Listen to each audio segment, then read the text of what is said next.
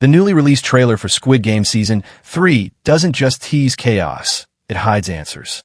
Beneath the brutal visuals and raw emotion, there are scattered clues pointing to the players who might survive the carnage and reach the final round. Netflix hasn't said a word about the finalists, but if you slow things down and pay attention, the footage tells its own story. This isn't just about who dies next. It's about who outlasts them all. Today, on MMX Night, we're breaking down the finalists hiding in plain sight. Ready? Let's begin. Squid Game Season 3 just dropped a trailer packed with brutal visuals, deep emotional stakes, and subtle clues about who's going to make it to the end, and who won't survive the maze of death. While Netflix hasn't confirmed the finalists, if you look closely at what they revealed, the puzzle starts to solve itself. The trailer begins with Guihan, completely broken. He's emotionally shattered after the events of Season 2. In one scene, he directly asks the guards why they let him live, implying he would have rather died than come back. He's lost his fight, his rebellion failed, and his spirit seems crushed.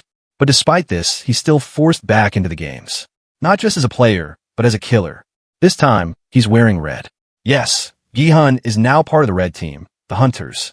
In the key game, the players are split into red and blue.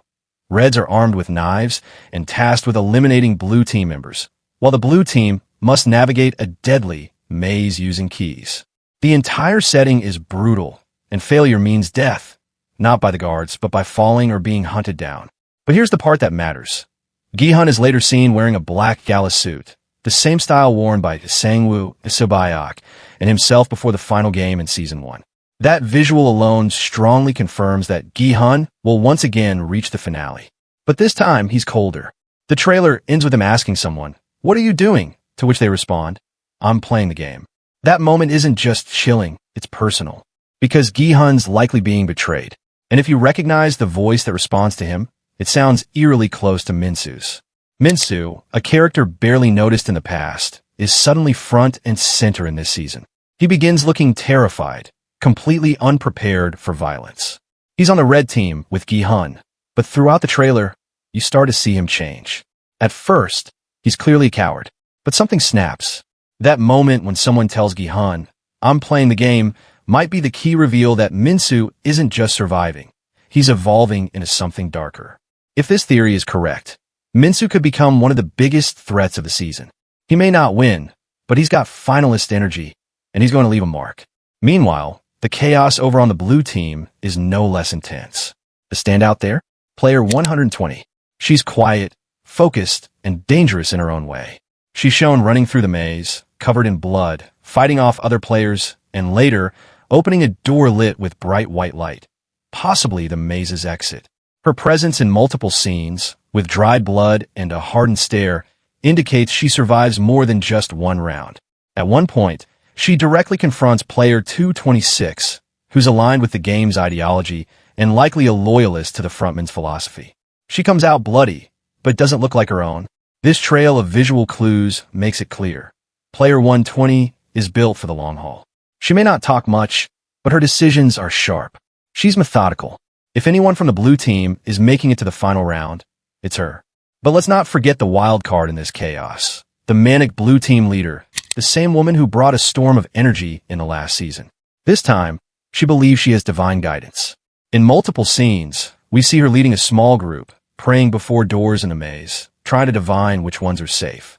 For a moment, it looks like she might have cracked the game. But then, the trailer shows her slamming a door in frustration.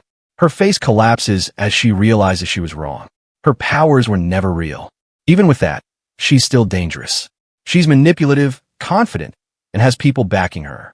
Whether she falls mid-season or fights her way into the final few rounds depends entirely on how long her influence lasts.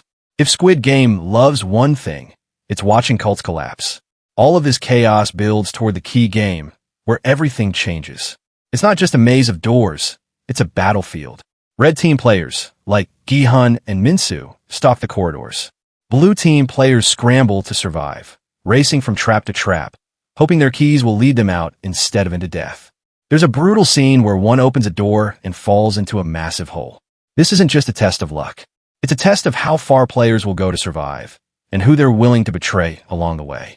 And watching it all, of course, is the Frontman. In the final seconds of the trailer, he delivers a quiet, chilling line. Player 456, do you still have faith in people? It's more than just a question. It's a statement. Since Season 1, the philosophical war between Guihan and the system has been about whether humanity is worth saving. The Frontman sees only cruelty. Guihan has always fought to believe in something better. But something's changed this season. There's a quiet smugness in the Frontman's voice. Like he knows something Guihan doesn't. Maybe someone betrayed him.